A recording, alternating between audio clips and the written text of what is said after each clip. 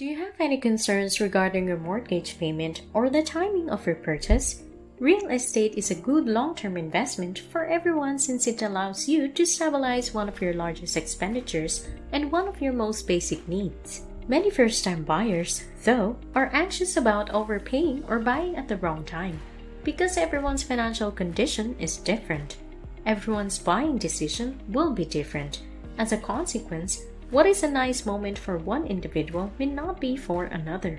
We'll go over some of the most important things you should know about getting a first-time mortgage and when it's a good time to buy. Hello everyone, welcome to Wealthy Wisdom.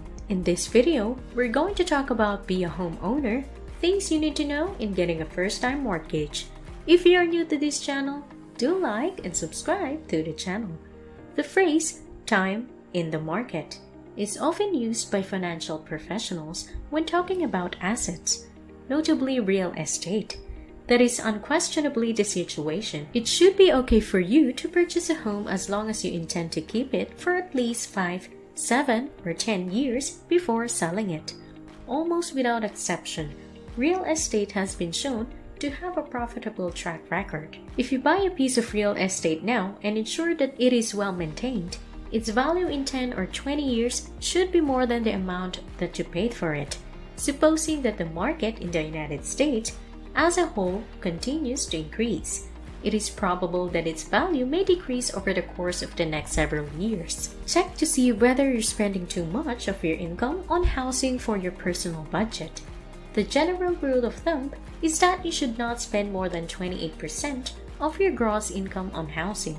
When I talk about mortgage installments, I'm talking about the total payment. I'm talking about principal interest, taxes, insurance, and mortgage insurance. If you must pay mortgage insurance, I also bring it up. Due to homeowners association fees, the total expense of paying for that property on a monthly basis, and other reasons, most financial experts would advise you not to spend more than 28% of your earnings on housing. How much money do I bring home each week and how much should I spend on housing? I favor a range of 25 to 35%. Now, 25% is a Dave Ramsey guideline, and when he says it, he means 25% on a 15-year mortgage, which means you'll pay off the mortgage in 15 years while only allocating 25% of your take-home salary to debt. Because the 28% relates to your gross wage before any deductions, I'd recommend 25 to 35% of your take-home pay instead, as I feel that's a little too conservative for the majority of Americans. However, I believe you'll be okay if you're between 25% and 35% of your take-home salary. If you owe money to many people, you should proceed with prudence. If your sector is not well known for its reliability, you may need to be even more cautious. You don't want to be in a situation where you can't afford other necessities owing to a lack of revenue from working outside the home. To put food on the table, pay for childcare, maintain insurance coverage, and cover the plethora of other living expenditures.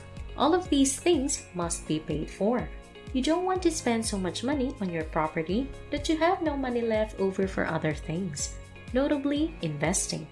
You want to be able to make investments in the future because it is sometimes required to live paycheck to paycheck and pay all of our bills, leaving us with little spare income. You should have some money set aside to invest in future chances. As a result, if you have the option to invest in a firm that would enable you to purchase an investment property, would you do so?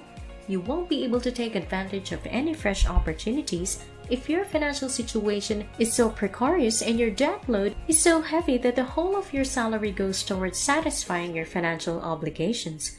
When it comes to purchasing a property, you need to practice extreme thrift since you will end up spending all of your money. Your strategy for spending money on the home will provide you some leeway, which will make it possible for you to take part in other pursuits that are important to you in life. If you like this video, don't forget to like and subscribe to the channel. Let's continue to tackle advice when getting a first-time mortgage. Let's look at an example of how to combine all of these statistics. Assume you make $6,000 each month or $72,000 per year.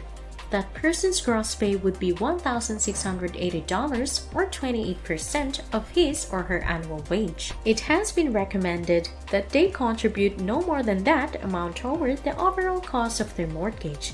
In my situation, the percentage range was 25 to 35%. And if they earn $4,500 out of $6,000 after taxes, assuming a 25% tax rate, they would not spend more than $1,375. This isn't going to be exact, but it may be close to these numbers on their mortgage. And in Dave Ramsey's example of a 25% tax rate, they would not spend more than $1,125. Many of you may find this alarming and believe that no one could possibly afford it. But keep in mind that finances are extremely personal, that if you spend too much of your income on housing, you will not have enough money for the other things you want to do. If you wish to spend a little more on housing and have no other debt, you may have a very high monthly income.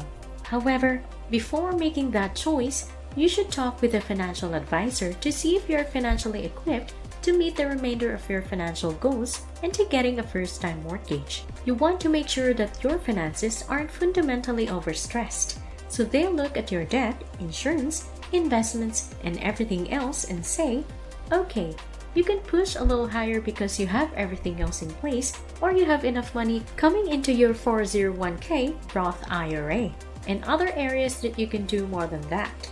But you should think about that very carefully rather than just saying that. You want to make sure that your finances aren't fundamentally over.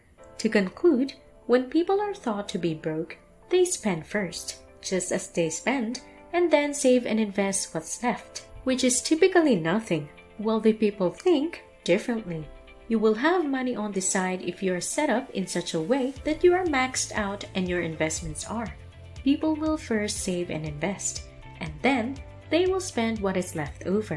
You know, when you've met all of your fundamental requirements, you say, okay, I have 20% or 25% for housing, and you get creative by asking, okay, where can I live where I'm safe?